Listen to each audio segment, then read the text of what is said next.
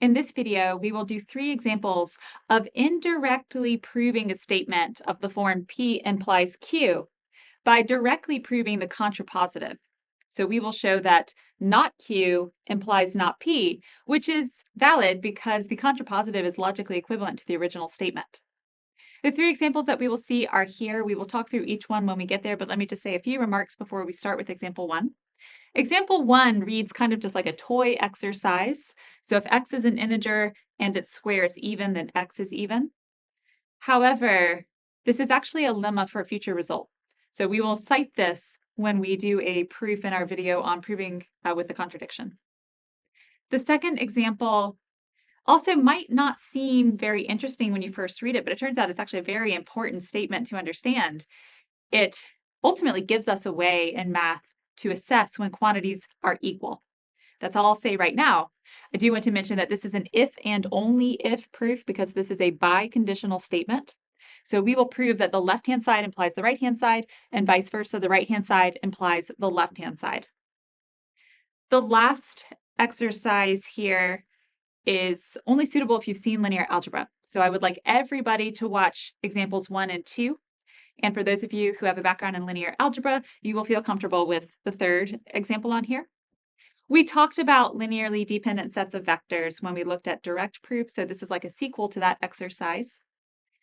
I want to mention that in this statement, it's quite a lengthy statement. You'll notice lots of quantifiers. It's an interesting exercise in negation. So we will talk through why the contrapositive is the ideal route to take when we want to prove this statement. Let me just quickly point out to you that I have a new symbol here that we didn't see when we looked at quantifiers.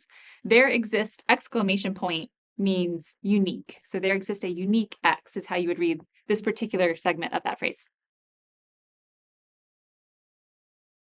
Our first example is suppose that x is an integer. If x squared is even, then x is even. It's not a very exciting result on its own, but it will be a lemma for a future proof, which is more interesting. And also, I actually really like this as an example of why the contrapositive here is necessary. So in all of the examples that we see today, we will clearly identify P and Q. And then we will set up not Q and not P and talk about why the contrapositive is the better way to go as opposed to a direct proof. So P here is x squared is even. That x as an integer has been isolated before the statement. So x remains an integer no matter what we do. So P is x squared is even, Q is x is even. Okay, that is the original phrase. What if we do not Q and not P? X remains an integer, so to say that x is not even is equivalent to x is odd. And likewise, not P is x squared is odd.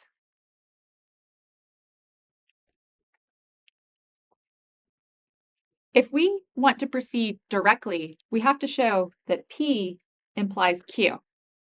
That is tricky here. If I start to work on scrap paper, I could say, all right, x squared is even. That means x squared can be written as 2k, where k is an integer. And then what do we do from there? I could say, well, x is the square root of 2k.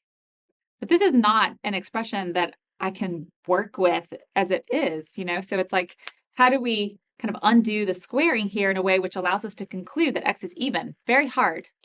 If we prove the contrapositive, we want to show not q implies not p. If I start doing scrap here, can I show that if x is odd, x squared is odd? Well, if x is odd, it's 2j plus 1. We can literally square that in a way which is easy to work with. So x squared would be 4j squared plus 2j plus 1. And with a little bit more algebra, I can say precisely that this is an odd integer. So squaring was like constructive. It allowed me to get to something I can classify. Square rooting was tricky. So this contrast illustrates why the contrapositive is preferable here. Now that we've realized that, let's prove the statement by proving the contrapositive. A proof of the contrapositive is an indirect proof, which means the flow of the proof is not going to mirror the original implication. I'm a big believer in being kind to your reader. So instead of just starting with, suppose x is odd, blah, blah, blah, for which they might be like, why are we doing that? This is a statement about even integers. I think it's a good idea to open by showing the reader what you're doing. So don't make them guess. We will prove the contrapositive.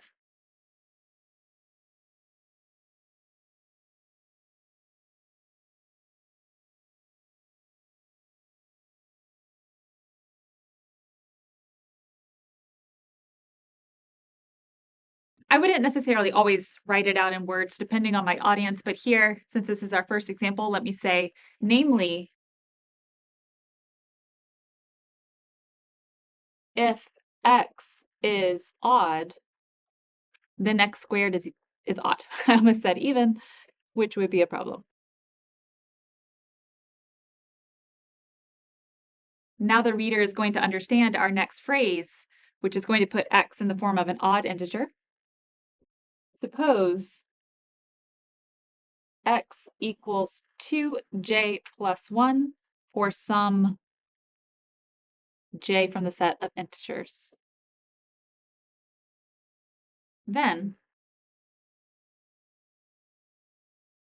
centered on its own line, x squared equals 2j plus 1 squared. I think I can just squeeze this onto one line. 4j squared plus 4j plus 1. Don't stop there. Put it in the form of an odd number, which is twice 2j squared plus 2j plus 1. So you might say, okay, this is odd, but here it's literally twice an integer plus 1. Try to arrive at the exact form in the definition that you're using here. That's the definition of odd numbers. This is far enough for x squared, though, so thus x squared is odd.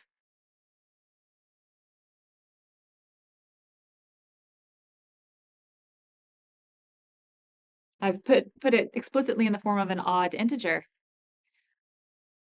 I don't really want to end there because that's the proof of a different statement. Let me just bring back in the original statement so that the reader remembers what we were actually doing. Therefore, if x squared is even, then x is even.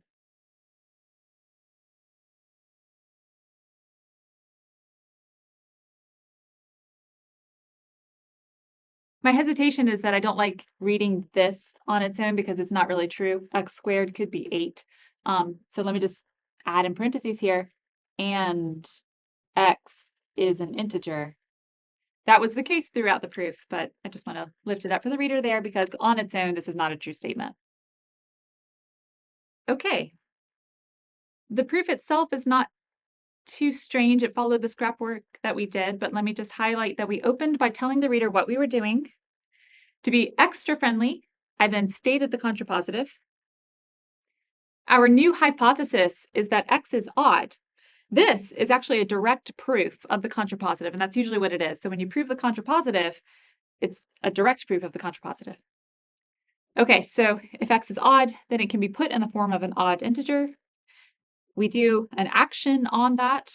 We get to the conclusion of the contrapositive. And then just to remind the reader where we were really trying to go, I wrapped it up by bringing back in the original statement. Okay, so that anyone reading this would be very clear that I showed that if x is an integer and x squared is even, then x is even. Indirectly, I've showed this.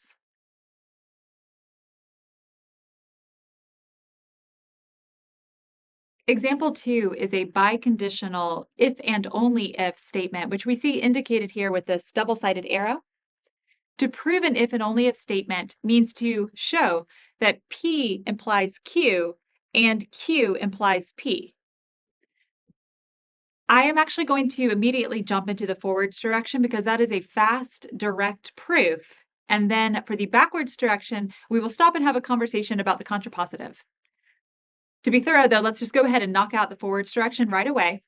Our hypothesis for the forwards direction is the left-hand side, A equals B. That's very strong, right? So if I know A equals B, I know everything. Here, this is a proof of the entire statement. So when you do an if and only if proof, there are sections of your proof, usually. So it's polite to tell the reader what's going on. And the fastest way to do that is just to tell them, I'm doing this direction. Okay, so we are going to start with the forwards direction, which means left-hand side implies right-hand side. I like to also then immediately state the hypotheses that I'm using so that they understand which direction we're going. Suppose A equals B.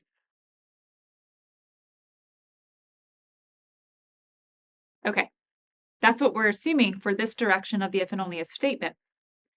Now I need to show the conclusion, which is for all epsilon greater than 0, the absolute value of A minus B is less than epsilon.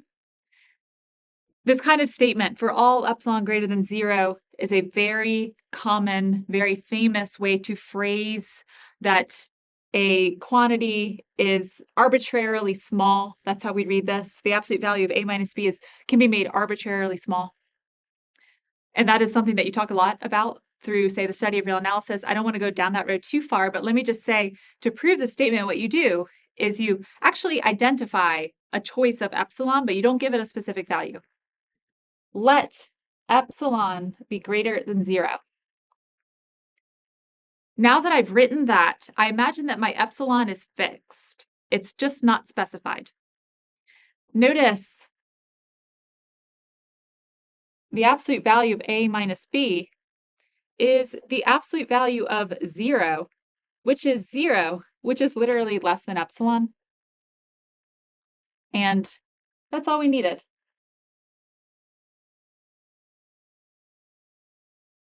All right, so the forwards direction was super fast. Because A equals B, I can actually compute this, and the result just falls right out of that. The other direction is going to involve the contrapositive. I will erase all this in just a moment so that we can work through that. But let me say that if I were writing out the final proof on some big piece of paper, I would do this and continue the proof from there. So I would have two sections of this biconditional proof labeled with forwards arrow and backwards arrow. There are other ways to kind of label this. Sometimes people will say this, and then they'll start down here by saying conversely, meaning go the other direction, and that's fine too. But for me, the arrows are very clear. Okay, let me step aside, erase this. When we come back in just a second, we will prove the right-hand side implies the left-hand side by instead looking at the contrapositive of that. So a task for you, if you'd like to get ready for this example, is to identify the original hypothesis and conclusion that we're about to work with, and then create the contrapositive from that.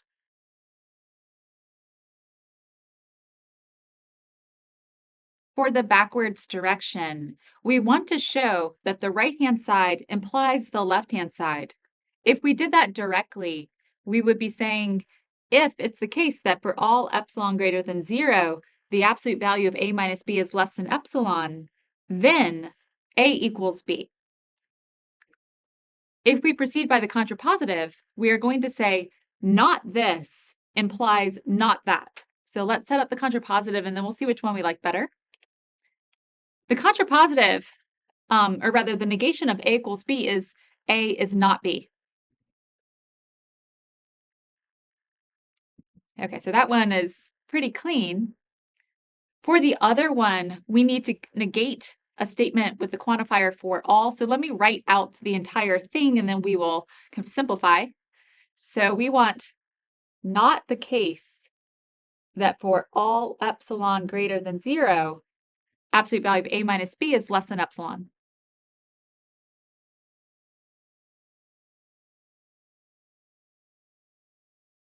So this is literally not the right-hand side.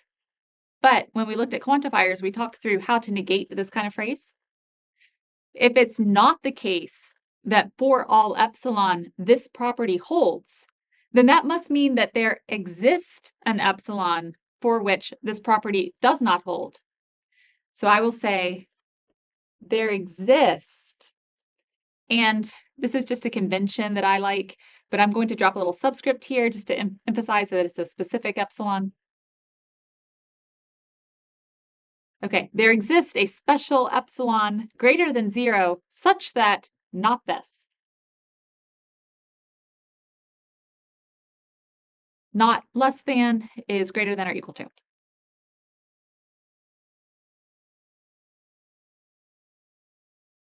Okay. So to prove the backwards direction using the contrapositive would involve saying if A is not equal to B, then there exists an epsilon value greater than 0 such that the absolute value of A minus B is greater than or equal to that epsilon value. In my opinion, this will be the easier direction to go, but let me give you a second just to kind of weigh the two against each other. Both implications are true. I think to understand not only why the contrapositive is preferable here, but really what the statement is saying, it's helpful to recognize that the absolute value of A minus B, I've been reading it out as it's written, this is equal to the distance from the number A to B. Or let's say distance between A and B.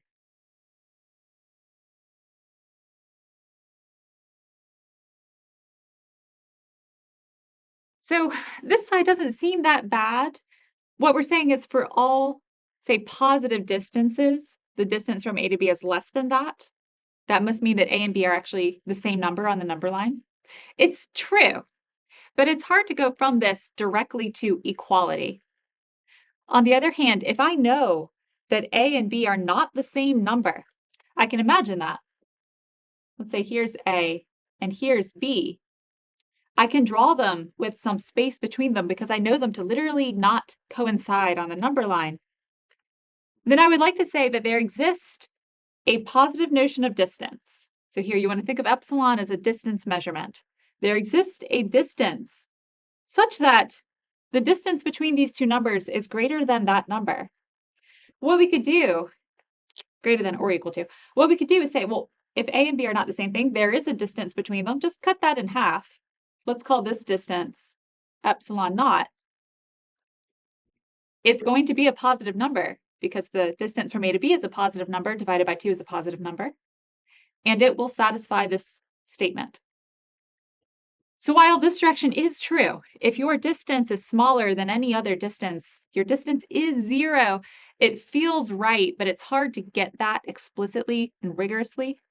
This direction is immediate because as soon as you say A and B are not the same, those two numbers, you can associate a positive measurement. It's a fixed positive measurement. We don't have to imagine this kind of like forever getting smaller process. We have a specific measurement to work with. We can then do things like cut it in half if we want to and set up a comparison between two numbers as opposed to a quantity we're trying to understand and arbitrary numbers. So this gives us something much more specific to work with. Okay, let me erase this, and when I come back, we will finish our if and only if proof by proving the backwards direction using the contrapositive of the backwards direction.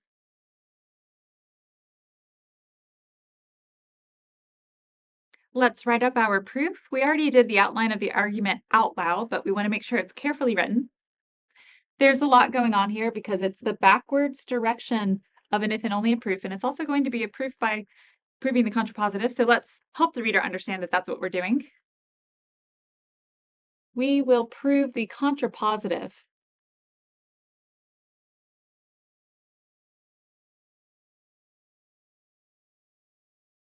for this direction.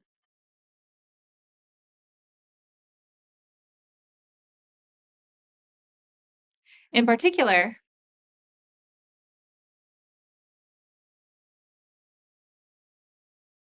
we will show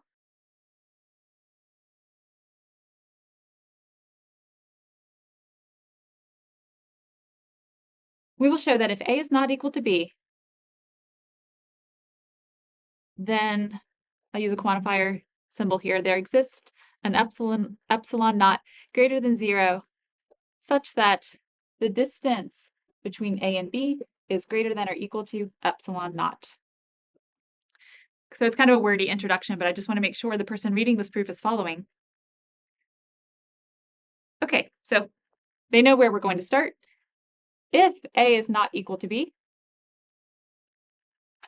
then A minus B is non-zero,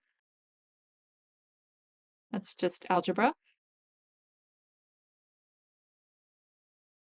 I am going to define specifically with the recipe what my choice of epsilon here looks like. Let epsilon naught be the absolute value of A minus B divided by 2. Precise, so that the reader knows exactly how to work with this number. Notice it's greater than 0.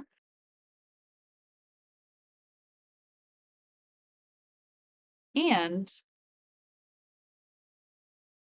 the absolute value of A minus B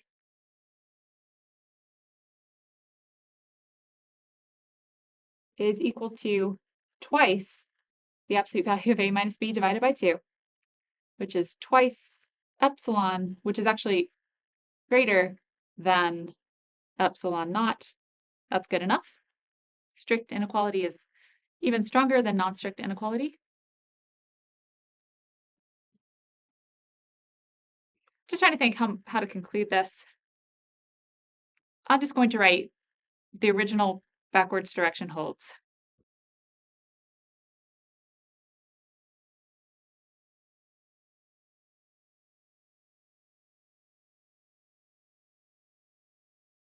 It's not the nicest conclusion sentence, but it does tell the reader where we've arrived. Okay, I think we're just about done with this example, but let me say a few words. I've indicated that I'm doing the backwards direction for an if and only if proof. I'm mentioning that it's going to proceed by looking at the contrapositive. To be very helpful to the reader, I stated the contrapositive in words. So if A is not equal to B, then there exists, that's how you negate for all. Okay, so that was part of the goal of this exercise, was to do the negation of this. So there exists a value for epsilon so that the distance between A and B is at least that size. And then I constructed such an epsilon and showed that it would work. So I gave the reader a formula in terms of A and B and proved that it works. Okay, so we're done with the proof, but I want to mention that this statement is actually key for a lot of, say, results and analysis. Sometimes we want to show that two quantities are equal, and actual equality is tricky to get to. Instead, what we do is show this right-hand side. We'll say, let epsilon be greater than 0.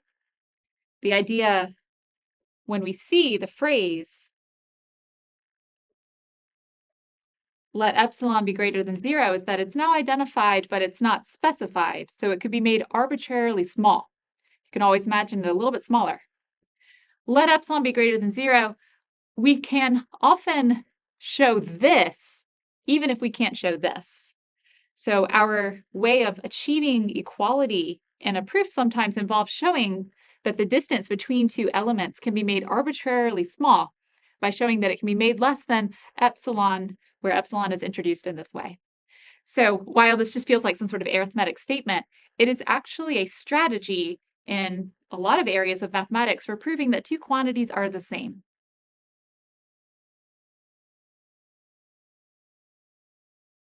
Our final example of indirectly proving a result by directly proving the contrapositive will involve this quite famous statement from linear algebra. If you haven't had linear algebra, this is probably overwhelming, but if you have, then I hope that you will enjoy this example. So what this statement says is, if it's the case that for any vector b in Rm, there is at most one solution x to the matrix equation Ax equals b, then the columns of A form a linearly independent set of vectors. Okay, so let me talk through this a second. A here is fixed. So the matrix A is constant throughout this whole exercise. It is a map from Rn to Rm because we're going to take A, multiply it by a vector in Rn and get out of it a vector in Rm. So dimensionally, this is m by n, this is n by 1, and this is m by 1. It's not really going to come up too much in this exercise, but I just wanted to lift that up for you. Okay, so the idea is A is a fixed matrix. And then we say, well, imagine you take some vector B in Rm. So A is constant. Now go find a vector B in Rm. Can you then find a vector X so that AX equals B is a true statement? So finding B here comes before X. So it's like fix B and then see if there's an X that makes this equality true. If it's the case that either you cannot find a solution, so for some choice of B, this equation will never be true, or you can find exactly one X for your choice of B. If that's true for any B that you picked, then the columns of A form a linearly independent set of vectors. Okay, so it's quite a big statement, and I've rephrased it in much smaller writing on the second line down here, where I have slightly changed how I phrase the hypothesis. So here I'm saying if for any B for which this equation does have at least one solution, there is a unique solution. That's the same thing as basically saying if for any B there is either 0 or 1 solution. Okay, so two ways to think about it. The good news is that we're not actually really going to work with this phrase because we're going to use the contrapositive instead. And that will be an easier approach to proving this result. So I've broken it up into if this hypothesis, then this conclusion. Take a moment to write down not Q. That's pretty immediate. The opposite of a set being linearly independent is it's linearly dependent. And then see if you understand what not the hypothesis should look like too. Our original statement is if for all B in Rm, there is either no solution or one solution to the matrix equation AX equals B, then the columns of A are linearly independent. This is a very intimidating statement to prove directly. Let's see what happens when we do not the conclusion and not the hypothesis. Maybe we will like it better.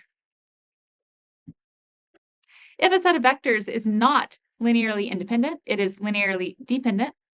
I will write columns of A are linearly dependent. They form a linearly dependent set of vectors. At first, I think the hypothesis here is very difficult to read, and negating it might have seemed hard at first, but if you think about what it's saying, for all B, there is either no solution or one solution. If that's not true, then there exists a counterexample B. So first point is to notice that negating for all B a property is to say there exists a B such that not that property.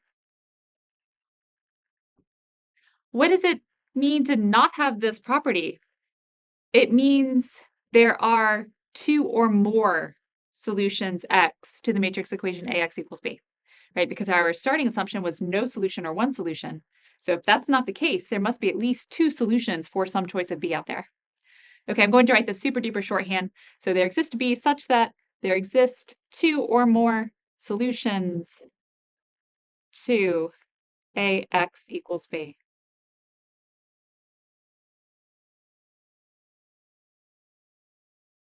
This might seem challenging too, but remember with the contrapositive, we are going to start with not Q. So for scrap work, before we actually write down the proof, let's just take this not Q idea, experiment with it, and I think that we will get to not P, maybe even before we realize what's happened. I really would rather work with a set of linearly dependent vectors in a proof like this than a set of linearly independent vectors, and let me explain why. We talked about what it means to say that a set of vectors is linearly dependent in our video on direct proofs. What it means is that there exists a linear combination of the vectors in that set. The set of vectors here are the columns of A. I'm going to name them A1, A2 through, let's see, A is M by N, AN. So there are N columns of A, we will name them. Okay, so linear combination of those columns is going to look like a coefficient C1 times the first column plus a coefficient C2 times the second column all the way through, a coefficient Cn times the final column of A. There exists a linear combination like this, which adds up to the zero vector, but it's not the case that all of the coefficients are zero. Maybe I should say that again. There exists a non-trivial linear combination of the columns of A, which adds up to zero. So at least one of these coefficients is non-zero. Let me say there exist such that not all Ci equal 0. This is an example of our statement involves a definition. So let's just write down the definition and see where we go from there. I know the columns of A are linearly dependent. So here's what that means. I'm going to rewrite this linear combination of vectors a special way. If you're really up to speed with matrix algebra, see if you can anticipate what's coming next.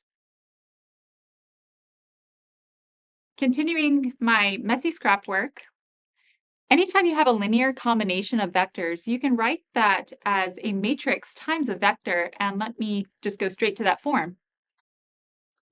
This linear combination of vectors is equivalent to the matrix product that we would get if we took the vectors that we're combining and organized them into a matrix so that the vectors turn into the columns. And with that matrix, we multiplied a vector whose coordinates are the coefficients. So I'm writing this matrix product down just by looking at this linear combination. This expression is equivalent to this one. But we recognize this object. This has a name, it's capital A, it's the matrix that we've been talking about. This is now a vector it would make sense to call C. And we know what AC equals. It equals the zero vector. This is the zero vector in Rm. C itself is not the zero vector. Let me say, this is not the zero vector in what is actually Rn, because at least one of these coordinates is non-zero. Is there any other vector in Rn so that A times that vector gets sent to 0? And the answer is yes, because any matrix times the zero vector is 0. So A times the zero vector in Rn will also get sent to the zero vector in Rm.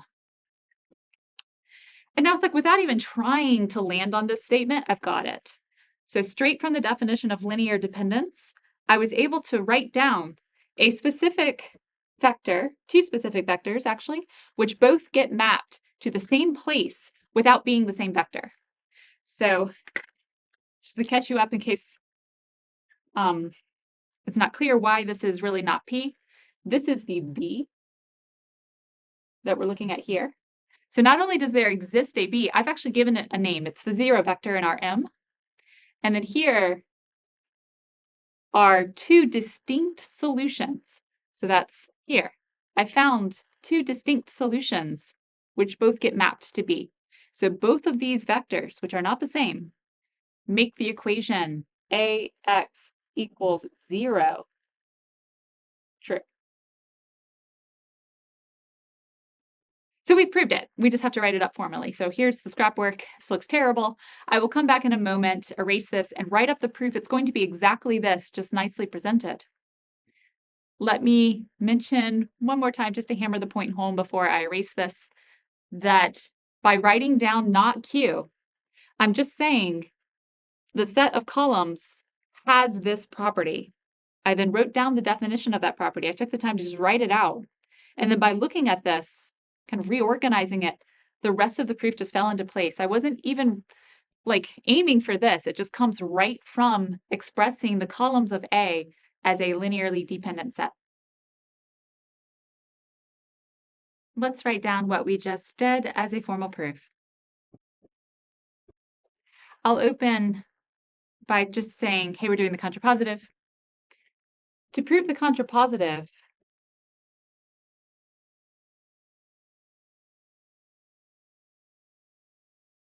I want the reader to know what we're doing, but let's jump right into it. Suppose the columns of A form a linearly dependent set of vectors.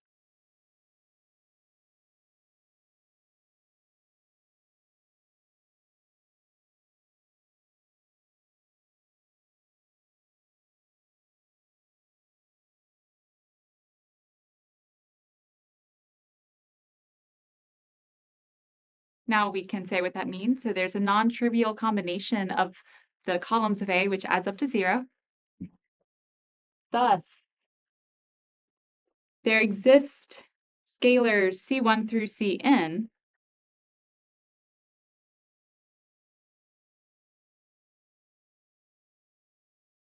not all of which are 0.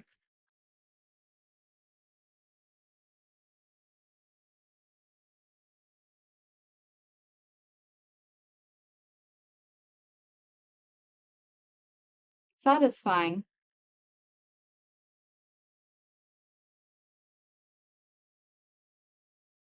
I am going to do something that feels a little bit unnatural. I'm going to put what the matrix product equals on the left, just so that we can simplify down the right.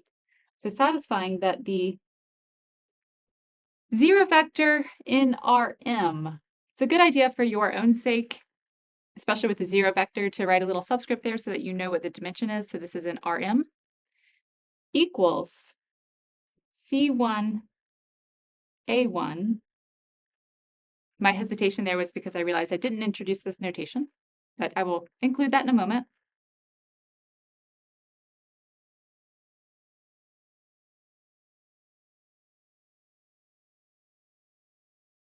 Okay, so our non-trivial combination of what we know to be the columns of A adds up to 0.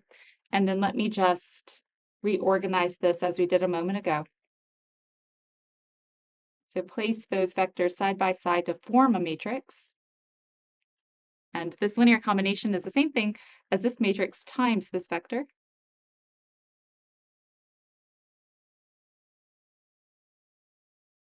And then I'm going to say that this is AC. I have some explaining to do. My markers are all getting a little squeaky, sorry. Continue the explanation over here, where AJ is the jth column of A.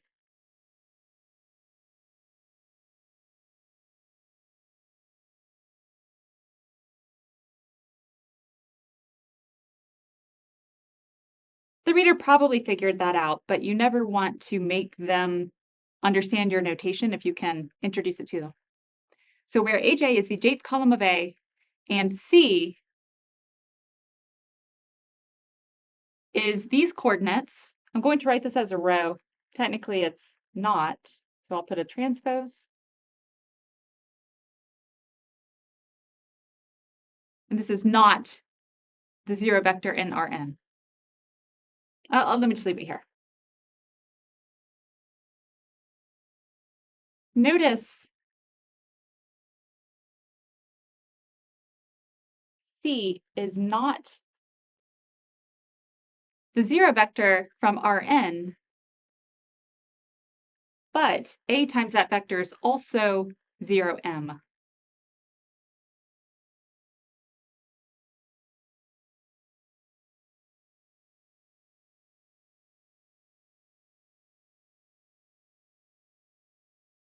Okay, so I think this is readable, where AJ is the jth column of A, and this vector C, which I used without introduction here, is formed out of these coefficients. Vectors should be columns, so here I wrote it as a row just to fit it onto one line, but I put a little transpose there saying it's secretly really a column. Notice that this vector C is not the 0 vector from Rn, and yet A sends both of those vectors to the same result. Thus,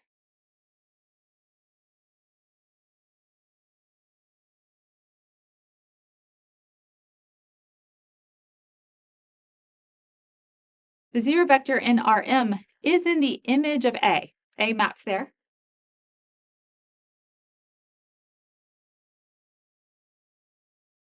And yet there are, so let's see, how do I phrase this well?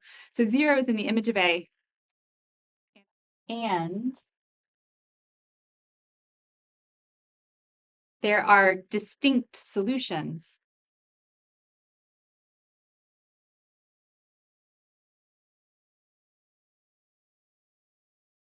2, the matrix equation AX equals 0.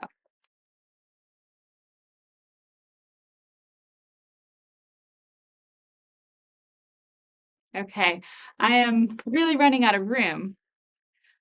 At this point, I have proven the contrapositive. So if the columns of A form a linearly dependent set of vectors, then there exists a vector in Rm. I specifically identified it as the 0 vector, with at least 2 solutions being sent there by A, this one and this one. To wrap up this proof, bear with me, I'm totally out of room over here. So let's say this is section 1, this is section 2. Section 3, I'm going to try to squeeze down here. What I mean is, I'm not going to write out the original statement, but if you're writing this down on paper and you have a little bit more room, don't end here, because the reader might be with you all the way to this point, and this isn't the original statement, though. So you really want to bring them back to what you actually wanted to show. So you could say, how about, therefore, we have shown the contrapositive. So I am abbreviating. We have shown the CP. We have shown the contrapositive. And now I would just kind of rewrite this as a conclusion. So I'm not going to write that out because it is a huge statement, which won't fit right here. But if I were finishing this proof, I would say there are distinct solutions to the matrix equation AX equals 0 vector. Therefore, we have shown the contrapositive. And so if for all B in Rm, and I would just basically rephrase the original statement as it was given so that we revert back from the contrapositive to the original conditional statement that we were addressing. Okay. Sorry, I can't squeeze that on here, but there's not enough room for this. I hope that you enjoyed this example. If you've seen linear algebra before, it's always nice to return to this kind of statement, can remind us about all of the knowledge that we build up in linear algebra about, say, the columns of a matrix. I think we will end this discussion of proving a statement by proving the contrapositive instead here. Next, we will look at proofs by contradiction. There will be some similarities in our proofs by contradiction to what we've done here. So keep in mind that when you are proving the contrapositive, what you are showing is not Q implies not P. The only assumption you're making at the start of your proof is just not Q. At that point, it proceeds like a direct proof where what you're trying to get to is not P. Okay, so I will see you next time when we look at contradiction.